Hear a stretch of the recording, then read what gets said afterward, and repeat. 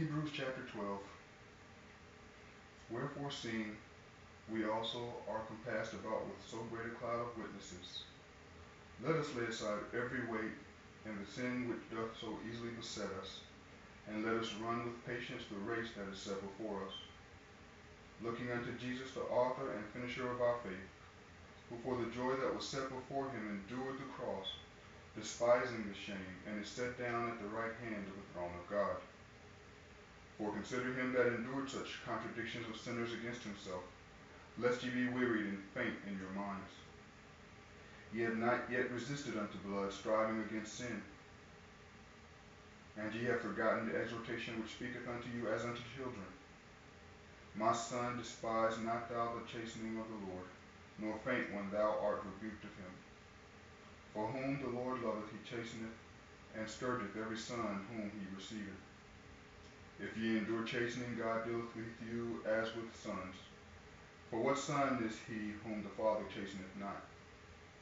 But if ye be without chastisement, whereof all are partakers, then are ye bastards and not sons. Furthermore, we had fathers of our flesh, which corrected us, and we gave them reverence. Shall we not much more rather be in subjection unto the Father of spirits and live? For they verily for a few days chastened us after their own pleasure, but he for our profit, that we might be partakers of his holiness. Now no chastening for the present seemeth to be joyous, but grievous. Nevertheless afterward it yieldeth the peaceable fruit of righteousness unto them which are exercised thereby.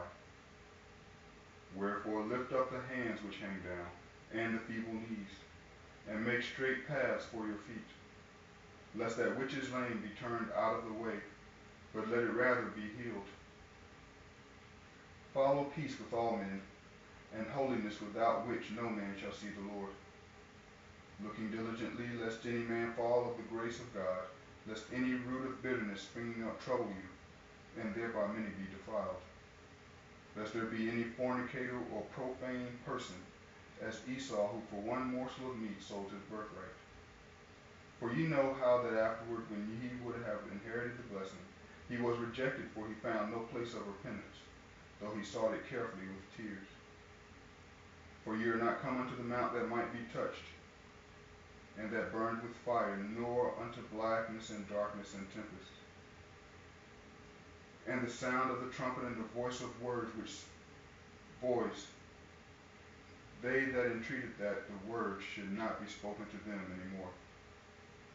For they could not endure that which was commanded. And if so much as a beast touched a mountain, it shall be stoned or thrust through with a dart. And so terrible was the sight that Moses said, I exceedingly fear and quake. And ye are come unto Mount Zion, and into the city of the living God, the heavenly Jerusalem, and to an innumerable company of angels, to the general assembly and church of the firstborn, which are written in heaven, and to God the judge of all, and to the spirits of just men made perfect, and to Jesus the mediator of the new covenant, and to the blood of sprinkling and that speaketh better things than that of Abel. See that ye refuse not him that speaketh. For if they escape not who refused him that spake on the earth, much more shall we not escape, if we turn away from him that speaks from heaven, whose voice then shook the earth, but now he hath promised, saying, Yet once more I shake not the earth only, but also heaven. And this word, just once more, signifieth the removing of those things that are shaken, as of things that are made, that those things which cannot be shaken may remain. Wherefore, we receiving a kingdom which cannot be moved, let us have grace whereby we may serve God acceptably with reverence and godly fear. For our God is a consuming fire.